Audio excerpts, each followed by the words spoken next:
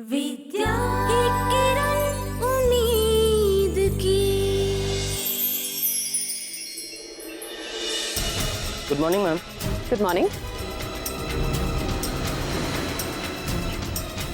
एक मिनट, हाँ जी मैम। ये किसके लिए लेके जा रहे हो? ये रोहित सर के लिए है मैम, उन्होंने रेस्टोरेंट से मंगाया। अच्छा, खाना है। तुम मेरा एक काम करोगे प्लीज? जी जरूर करूँ। पर किसी को पता नहीं चलना चाहिए। ये बताऊंगा आप बोलते हैं तो। आना मेरे साथ। सर आपका खाना लगा दूं? हाँ लगा दो।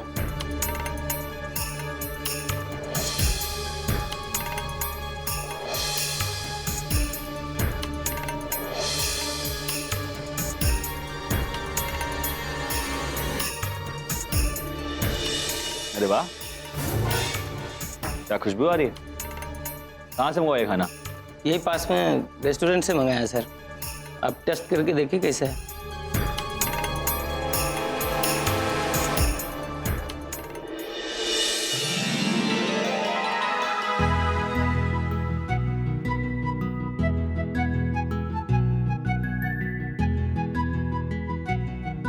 अरे वाह, क्या स्वाद है। और तेल मसाला भी कम है। आजकल ये रेस्टोरेंट वाले भी घर जैसा खाना बनाने लगे हैं। अगली बार से यहीं से मंगवाना। हाँ, बहुत अच्छा है।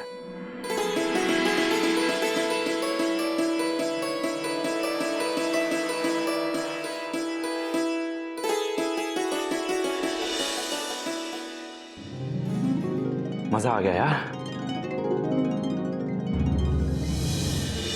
अगर ये खाना अच्छा लगा तो किसी रेस्टोरेंट में फोन करने की जरूरत नहीं। ये खाना तुम्हें घर पे ही मिल जाएगा।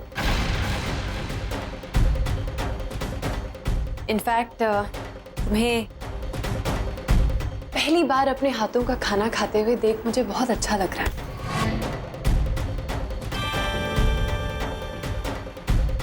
मैं कितनी जिद्दी हूं ये तो तुम अच्छे से जानते हो। तो आज सुबह जब तुम घर पे खाना फेंक के निकले तभी मैंने ठान लिया था कि इस बार मैं तुम्हें अपने हाथों का खाना खिला के ही छोड़ूंगी। और ये सब मैं रिश्ते तोड़ने के लिए नहीं, रिश्तों को जोड़ने के लिए कर रही हूँ, माँ के लिए कर रही हूँ। ओह, तो अब तुम मेरे पेट के जरिए मेरे दिल तक पहुंचना चाहती हो, राइट? लेकिन शायद तुम ये भूल गए कि ये रोहित आर्यन का दिल है, और एक बार मैं कोई चीज सोच लेता हूं तो उसे पूरे किए बिना रुकता नहीं हूं। और इस दिल ने जिंदगी भर के लिए तुमसे नफरत करने की ठान ली है।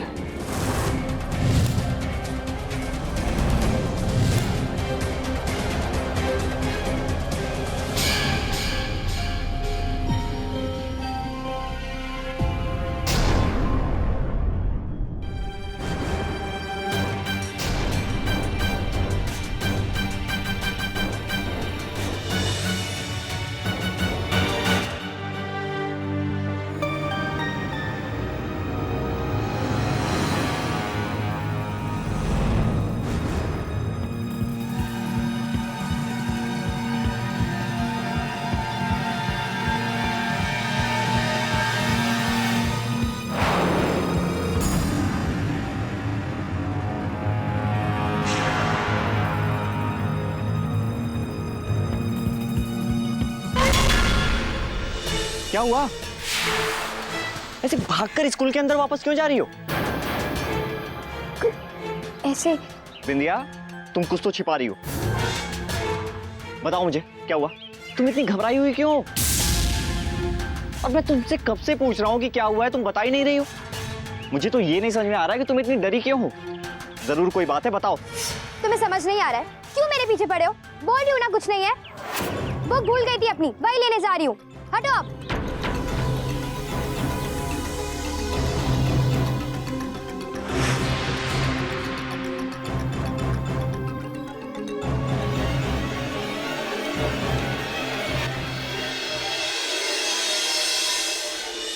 मैं कम इन मैडम? रेणुका, कम इन। विद्या मैम, आप अभी तक काम कर रही हो, घर नहीं जाना है? अरे रेणुका, अच्छा हुआ तुम अभी यही हो। शिक्षा विभाग से जो आर्थिक मदद हमें मिलने वाली है, उसकी मदद से स्कूल के जो जो काम हम पूरे करेंगे, उसकी एक सूची बनाई तुमने? नहीं मैम, अभी थोड़ा काम बाकी है। जैसे ही वो सूची पूरी होगी मैं आपको दिखा दूंगी। ठीक है, मुझे पूरी उम्मीद है कि अब इस स्कूल को ऊंचाइयों तक पहुंचने से कोई नहीं रोक सकता। जी। हेलो। हेलो, प्रिंसिपल मैडम बोल रही हैं? जी, मैं प्रिंसिपल विद्या शर्मा बोल रही हूँ। आप कौन? जी, मैं आपके स्कूल में पढ़ने वाली बिंदिया चौधरी का बड़ा भाई बोल रहा हूँ। जी। वो अभी तक घर नहीं पहुंची।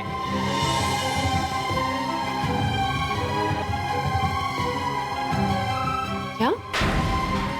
बिंदिया अब तक घर नहीं पहुंची? नहीं, रोज तो स्कूल छूटने के 10 मिनट में घर पहुंच जाती है। आज 1 घंटे के ऊपर हो गया स्कूल को छूटे, पर अभी तक बिंदिया घर नहीं लौटी। देखिए, आप प्लीज चिंता मत कीजिए, मैं अभी स्कूल में देखती हूँ। अगर बिंदिया यही है तो मैं उसे तुरंत घर जाने के लिए कहती हूँ। जी, थैंक यू। रेणुका, बिंदिया अब तक घर नहीं पहुंची। विद्या मैम, आप टेंशन मत लीजिए। टहलते हुए घर जा रही होगी या अपनी सहेली की घर गई होगी। वैसे भी अक्सर पेरेंट्स यही कंप्लेंट करके फोन करते हैं। नहीं रेणुका, पिछले कुछ दिनों से बिंदिया स्कूल नहीं आ रही थी और आज जब मैंने उसे देखा तो वो बहुत परेशान लग रही थी। बात कुछ और है, घर या मोहल्ले में झगड़ा करके आई होगी, इसीलिए आपको ऐसा लग रहा होगा। आपको तो पता ही है कि वो कैसी है, फिर भी मैं देखती हूँ, मिलेगी तो कान पकड़ के उसे घर पहुंचाऊंगी। हाँ, प्लीज जरा जाके देखो ना। जी।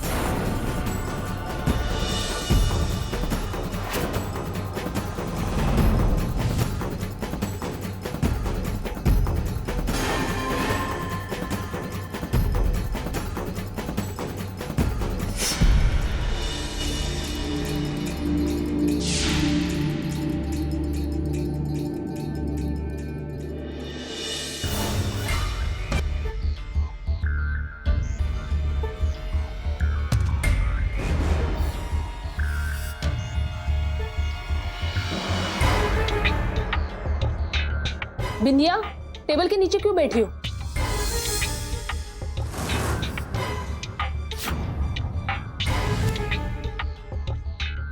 टेबल के नीचे से बाहर आ जा।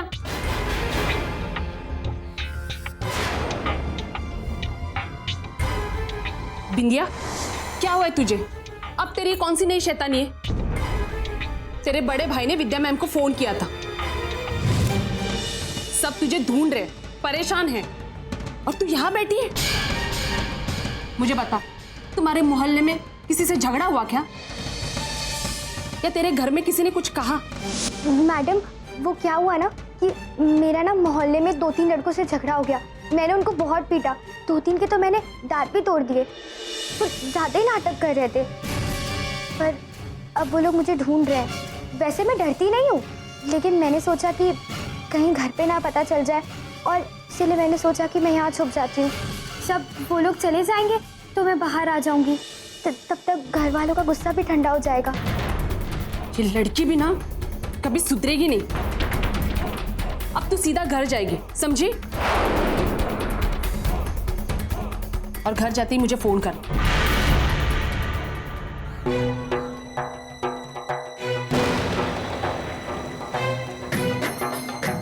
ये मेरा नंबर है और मुझे याद से फोन करना, समझी?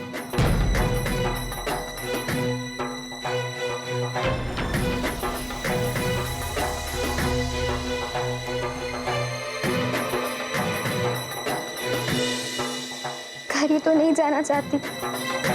सबको लगता है बिंदिया की लाइफ बहुत मस्त है, लेकिन सच्चाई क्या है ये सिर्फ बिंदिया जानती है।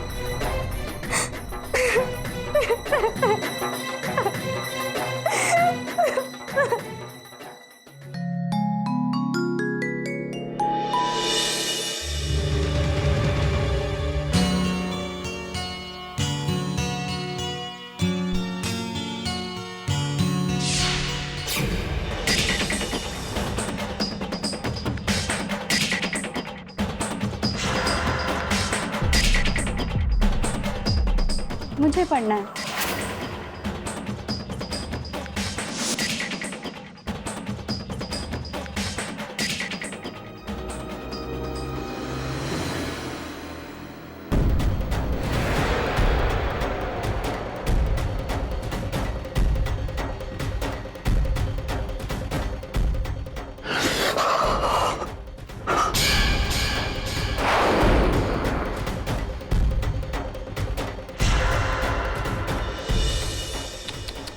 ओहो, इतना दर्द। पर ये तो कुछ भी नहीं है, थोड़ी सी चमड़ी ही तो जली है। क्योंकि आने वाले दिनों में तो मैं आपकी बेटी को जिंदा जलाने वाली हूँ। वंशिका के मुंह पे थप्पड़ मारा था ना उसने, उसकी जिंदगी की उल्टी गिनती शुरू हो चुकी है।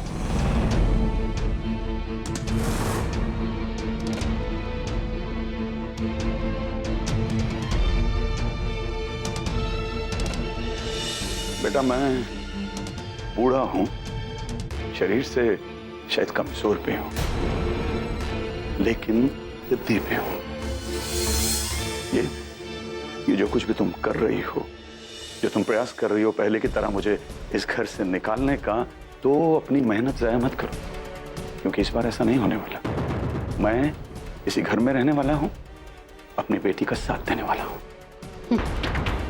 सही कहा आपने। भैंसों की चमड़ी के बारे में तो आप जानते ही हैं। छड़ी से उन्हें कितना भी मारो कोई असर नहीं होता, इसलिए उन्हें डंडे से हकाला जाता है। अव्वल नंबर के बेशर्म है दोनों बाप बेटी। बेइज्जती सहन कर लेंगे, लेकिन इस घर में ही पड़े रहेंगे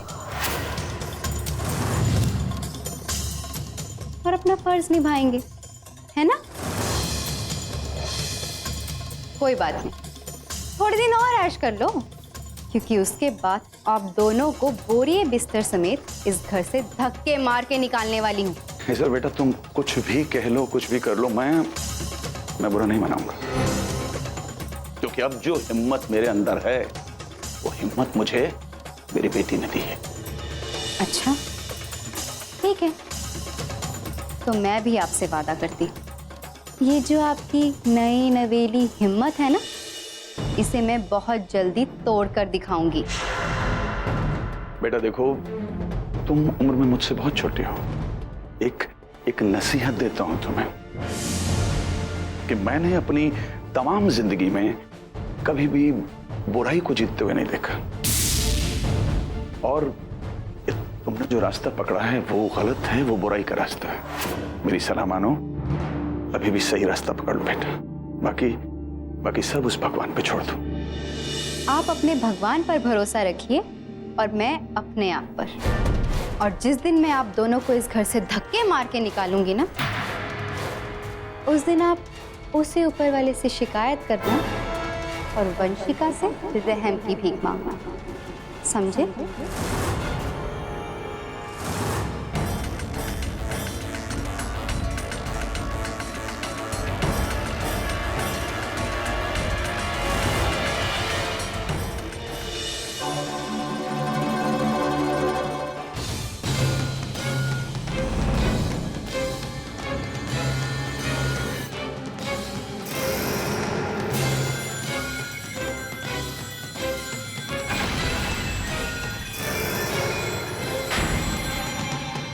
वेलकम विद्या शर्मा, तुम्हारा ससुराल।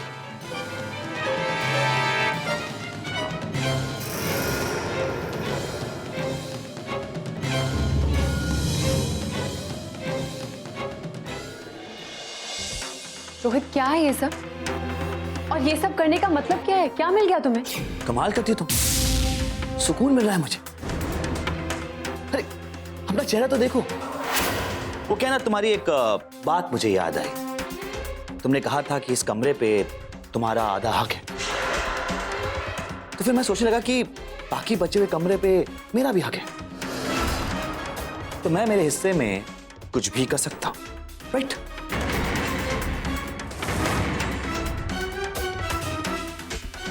तो फिर मैंने सोचा कि मैं मेरे हिस्से का सामान तुम्हारे हिस्से में डाल के तहस नहस कर देता हूं, बड़ा मजा आएगा। लगता है बचपन में तुम शरारतें और बदतमीजी नहीं कर पाए, इसलिए ये सब कर रहे हो। ओह, और तुमने मुझे जो बाथरूम में लॉक किया, वो धोखे से अपने हाथों से मुझे वो सड़ा खाना खिलाया, उसमें तुम्हारी काफी समझदारी दिख रही थी, राइट? या फिर तुम मेरी तरह चाल चलना सीख गई हो? दो रास्ते हैं तुम्हारे पास। पहला, या तो हॉल के सोफे पे जाके सो जाओ जैसे बड़े घर के नौकर सोते हैं, या फिर बाहर सड़क की खुली हवा पे जैसे भिखारी सोते हैं। चॉइस इज योर्स, पर यहां सोना तो मुश्किल है। कमाल की जिद है तुम्हारी। एक रात के लिए मुझे बाहर निकालने के चक्कर में तुमने इतनी सारी मेहनत की। वाह। नो विद्या शर्मा, रोहित आर्यन हमेशा दूर की सोचता है, बिना मतलब के मेहनत नहीं करता है। एक रात के लिए नहीं, कई रातों के लिए तुम अब बाहर सोओगी।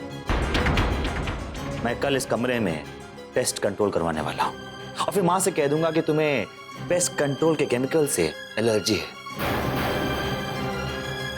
उसके बाद तुम कई दिनों के लिए बाहर चले जाओगी, और तुम्हारी बहन वंशिका अंदर। वो क्या है ना, अपने पति देव से दूर सोने की आदत डाल लो मिस विद्या शर्मा। विरह वेदना में जलने वाली हो तुम।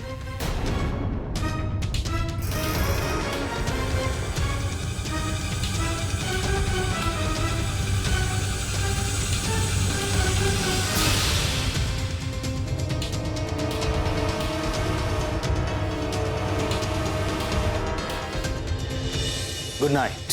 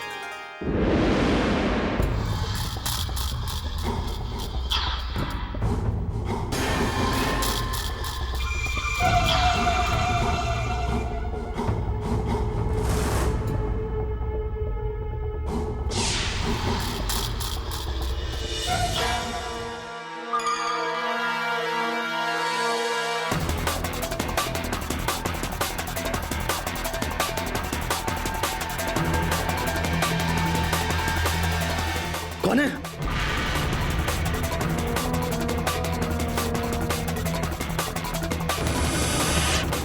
तुम?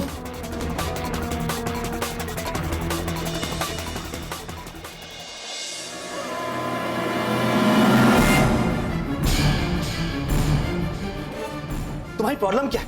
हाँ? और ये क्या नया नाटक है? मैं नाटक कर रही हूँ। और वो नाटक क्या था जो तुमने विद्या को करके इस कमरे से बाहर निकाल दिया ताकि हम दोनों साथ में रह सके, है ना? तुम भी कुछ कम नहीं हो रोहित। वर्षिका, तुम मुझे लेकर कितनी बार कुएं में कूदना चाहती हो? क्या कर रही हो? ये इंडिया है, तुम्हारा लंदन नहीं। समझने की कोशिश करो। सब सही चल रहा है, थोड़ा सब्र करो। मम्मी ने कहीं देख लिया तो? आंटी जी तो कब के सो चुकी हैं और विद्या और उसके पापा को तो सब पता ही है। उनसे क्या डरना? उन्होंने अब तक कुछ नहीं किया तो आगे क्या करेंगे? बल्कि मैं तो कहती हूँ कि उस विद्या को यहाँ बुलाकर मुझे तुम्हें गले लगा लेना चाहिए, है ना? वंशिका प्लीज, वंशिका छोड़ो मुझे, छोड़ो मुझे, वंशिका प्लीज।